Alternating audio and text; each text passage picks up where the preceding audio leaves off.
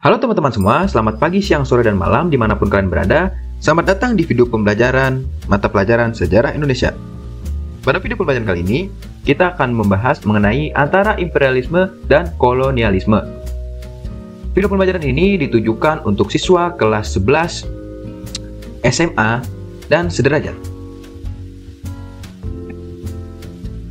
Tujuan pembelajaran dari video pembelajaran kali ini, yang pertama adalah kamu mampu menjelaskan perburuan mutiara dari timur dan perebutan hegemoni oleh bangsa Eropa dengan tepat. Lalu, yang kedua, kamu mampu menganalisis kekuasaan kongsi dagang VOC dengan tepat.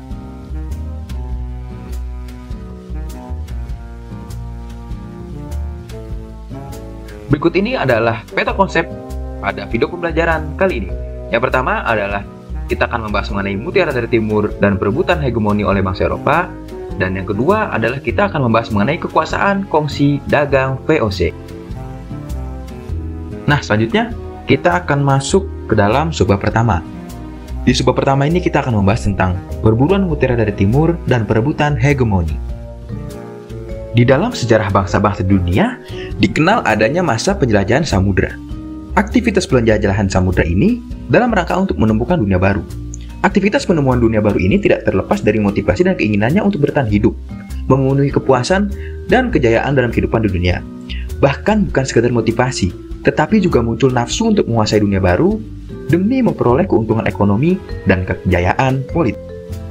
Mengapa orang-orang Eropa sangat memerlukan rempah-rempah? Orang-orang Eropa berusaha sekuat tenaga untuk menemukan daerah penghasil rempah-rempah. Rempah-rempah ini menjadi komoditas perdagangan yang sangat laris di Eropa. Rempah-rempah ini juga sangat diperlukan untuk bumbu masak dan bahan minuman yang dapat menghangatkan badan. Rempah-rempah ini sangat cocok untuk orang-orang Eropa yang dimana mereka itu tinggal di iklim yang relatif dingin. Kemudian, dari mana asal rempah-rempah itu? Daerah yang menghasilkan rempah-rempah itu tidak lain adalah Kepulauan Nusantara. Orang-orang Eropa menyebut daerah itu dengan nama Hindia. Bagaikan memburu mutiara dari timur, orang-orang Eropa berusaha datang ke Kepulauan Nusantara untuk mendapatkan rempah-rempah. Dalam konteks penemuan dunia baru, itu kemudian tidak hanya Kepulauan Nusantara, tetapi juga daerah-daerah lain yang ditemukan orang-orang Eropa pada periode penjelajahan samudra, misalnya Amerika dan daerah-daerah lain di Asia. Kehidupan global yang semakin berkembang dengan maraknya penjelajahan samudra orang-orang Eropa ke dunia timur, begitu juga peristiwa kedatangan bangsa Eropa ke Indonesia telah ikut meningkatkan kehidupan global. Peristiwa itu dilatar belakangi oleh peristiwa yang jauh dari Indonesia. Misalnya peristiwa jatuhnya Konstantinopel di kawasan Laut Tengah pada tahun 1453. Serangkaian penemuan di bidang teknologi juga merupakan faktor penting untuk melakukan pelayaran bagi bangsa-bangsa barat menuju tanah India atau Kepulauan Nusantara. Setelah jatuhnya Konstantinopel tahun 1453 ke tangan Turki Utsmani, akses bangsa-bangsa Eropa untuk mendapatkan rempah-rempah yang lebih murah di kawasan Laut Tengah menjadi tertutup. Hal ini membuat bangsa Eropa, terutama Portugis dan Spanyol, mulai mencari pasokan rempah-rempah ke wilayah timur. Dari sinilah penjelajahan dimulai. Tujuan kedatangan mereka ke wilayah timur tidak semata-mata mencari keuntungan melalui perdagangan rempah-rempah, tetapi ada tujuan yang lebih luas. Tujuan mereka terkait dengan, yang pertama, adalah gold, yaitu memburu kekayaan dan keuntungan dengan mencari dan mengumpulkan emas, perak, dan bahan tambang, serta bahan-bahan lain yang sangat berharga. Lalu yang kedua adalah glory, yaitu memburu kejayaan, superioritas, dan kekuasaan. Dalam kaitan ini mereka saling bersaing dan ingin menguasai dunia baru yang ditemukan. Lalu yang tiga adalah gospel, yaitu mereka menjalankan tugas suci untuk menyebarkan agama. Pada mulanya orang-orang Eropa ingin mencari dan bertemu Prester John yang mereka yakini sebagai raja Kristen yang berkuasa di timur. Kedatangan bangsa Portugis ke Indonesia bermula pada awal abad ke-16. Didorong oleh ambisi ekonomi dan religius, setelah penemuan jalur laut mengelilingi Afrika oleh Vasco da Gama, Portugis berupaya menguasai perdagangan rempah-rempah yang sangat menguntungkan, terutama cengkeh dan pala yang sebelumnya didominasi oleh pedagang Arab dan Asia. Selain pencarian rempah-rempah, Portugis juga mempunyai misi untuk menyebarkan agama Katolik. Dengan tujuan ganda tersebut, armada Portugis di bawah pimpinan Alfonso de Albuquerque berhasil menaklukkan Malaka pada tahun 1511. Hal ini membuka jalan bagi mereka untuk selanjutnya mencapai pusat-pusat penghasil rempah di Nusantara, seperti di Maluku. Setelah mereka menguasai Maluku, disitulah mereka menyadari bahwa mereka sudah sampai di perburuan mereka, yaitu mutiara dari timur. Selain bangsa Portugis, Spanyol pun ikut termotivasi untuk menjelajahi dunia timur. Pada tanggal 3 Agustus 1492, Columbus berangkat dari pelabuhan. Atas dasar keyakinan bahwa bumi itu bulat, maka Columbus dengan rombongannya bertolak dari Spanyol, berlayar menuju ke arah barat. Mereka optimis berhasil menemukan daerah baru di timur.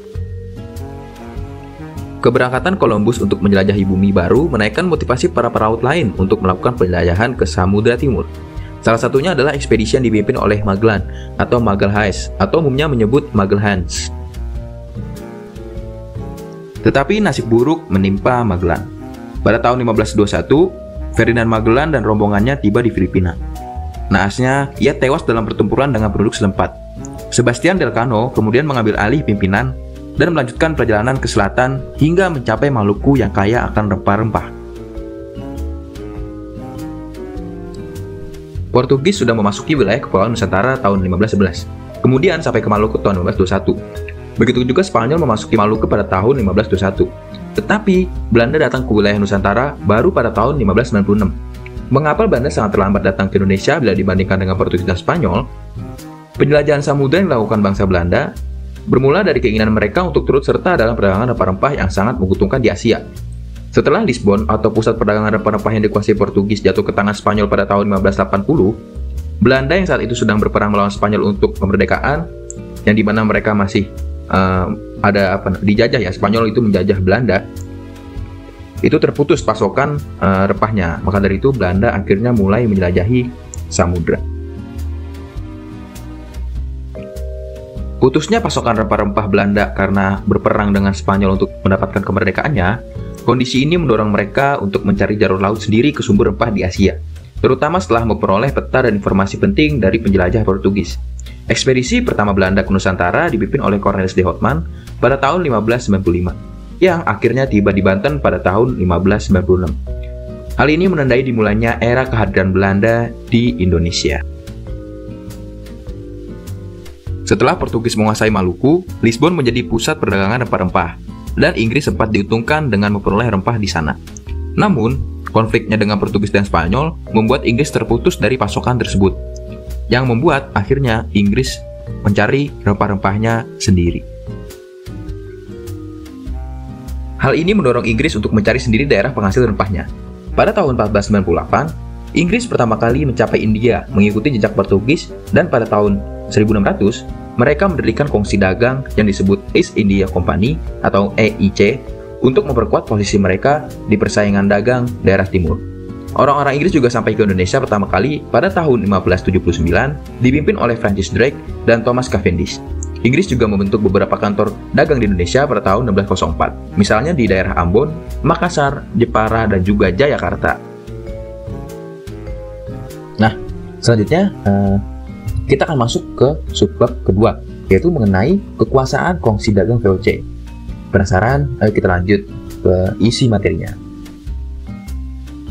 Kerasnya persaingan dagang antar perusahaan Belanda yang semakin lama tidak sehat membuat parlemen Belanda merasa akan mengakibatkan kerugian bagi kerajaan pada masa itu. Maka dari itu, pada 1598 mengusulkan agar antar kongsi dagang Belanda bekerjasama membentuk sebuah perusahaan dagang yang lebih besar. Usulan ini baru terrealisasi 4 tahun berikutnya, yaitu pada 20 Maret 1602, secara resmi dibentuklah Persekutuan Kongsi Dagang Belanda di Nusantara sebagai hasil fusi antar kongsi yang telah ada. Persekutuan ini yang sering kita kenal bernama VOC atau Verenigde Oost-Indische Compagnie. Dalam menjalankan tugasnya ini, VOC memiliki beberapa kewenangan dan hak-hak yang dia miliki. Antara lain, yang pertama adalah melakukan monopoli perdagangan di wilayah antara Tanjung Harapan sampai dengan Selat Magalhaens, termasuk Kepulauan Nusantara. Lalu yang kedua, membentuk angkatan perang sendiri, dan ini juga cukup merugikan ya bagi Nusantara pada masa itu. Lalu yang ketiga, melakukan peperangan. Yang keempat, mengadakan perjanjian dengan raja-raja setempat, perjanjian bisnis ya. Lalu yang kelima, mencetak dan mengeluarkan mata uang sendiri. Wah, ini cukup merugikan bagi Indonesia pada masa itu, karena semakin lama VOC dan Belanda ini ada di Nusantara, maka semakin habislah Indonesia pada masa itu gitu.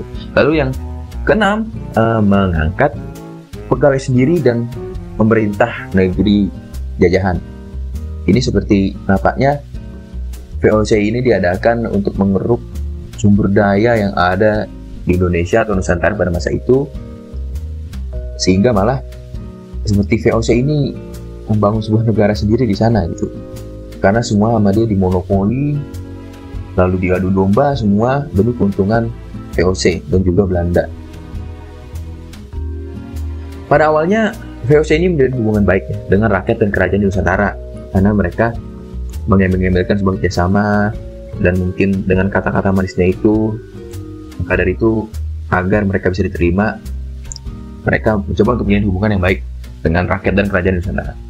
Bahkan sampai diizinkan membangun loji di Jayakarta di bawah kepemimpinan Gubernur Jenderal Peter Both. Namun lama-kelamaan sikap ramah ini dimanfaatkan untuk memperkuat kedudukan mereka, dan lama-kelamaan berubah menjadi kesombongan, keserakahan, dan tindakan pemaksaan bagi rakyat Indonesia. Setelah VOC ini merasakan nikmatnya tinggal di Nusantara dengan sikap-sikapnya terhadap pribumi dan juga raja-raja pada saat itu, dan juga dia mendapatkan keuntungan yang melimpah ya dalam berdagang, Belanda atau VOC semakin bernafsu ingin menguasai Indonesia. Untuk memenuhi nafsu serakahnya itu, akhirnya VOC sering melakukan tindakan pemaksaan dan kekerasan terhadap kaum pribumi. Hal ini telah menimbulkan kebencian rakyat, dan akhirnya para penguasa lokal tidak mau diperlakukan semena-mena oleh VOC. Oleh karena itu, tidak jarang menimbulkan perlawanan dari rakyat dan penguasa lokal. Contohnya pada 1618 Sultan Banten yang dibantu tentara Inggris di bawah Laksamana Thomasdale berhasil mengusir VOC dari Jakarta. Orang-orang VOC kemudian menyingkir ke Maluku. Setelah VOC hengkang dari Jakarta, pasukan Banten pada awal tahun 1619 juga mengusir Inggris dari Jakarta. Dengan demikian, Jakarta sebenarnya dapat dikendalikan oleh Kesultanan Banten. Lalu pada tahun 1619, Gubernur Jenderal J.P. Chon yang terkenal kejam dan ambisius membalas kekalahan VOC dengan menyerang dan mengepung Jakarta dengan 18 kapal perang pada 30 Mei 1619. Dan akhirnya Jakarta berhasil diduduki dan dibumi hanguskan oleh J.P. Chon. Di atas puing-puing kota tersebut, ia membangun kota baru yang sekarang kita kenal dengan nama Batavia. J.P. Chon atau J.P. Kun dikenal sebagai peletak dasar penjajahan VOC di Indonesia karena sikap ambisiusnya dan kekejamannya. Ia melakukan eksploitasi kekayaan alam Nusantara melalui pemaksaan monopoli, misalnya rempah-rempah di Maluku, menguasai hasil pertanian dari pribumi, serta menduduki wilayah strategis dengan kekerasan dan politik adu domba atau divide et impera. Dan dari sini mulailah penjajahan Belanda di Indonesia. Nah ya, seperti itu saja penjelasan materi mengenai antara kolonialisme dan imperialisme yang ada di Indonesia. Berikut ini adalah nama pengembang, yaitu saya sendiri sebagai pengisi suara, yaitu Lutfi Pinanda, dan juga tekan saya, Devonya Immanuel Kurniawan. Kurang lebihnya mohon maaf apabila ada perkataan atau materi yang masih kurang lengkap, mohon dimaafkan. Terima kasih, semoga video pembelajaran ini bisa bermanfaat buat teman-teman semua. Terima kasih.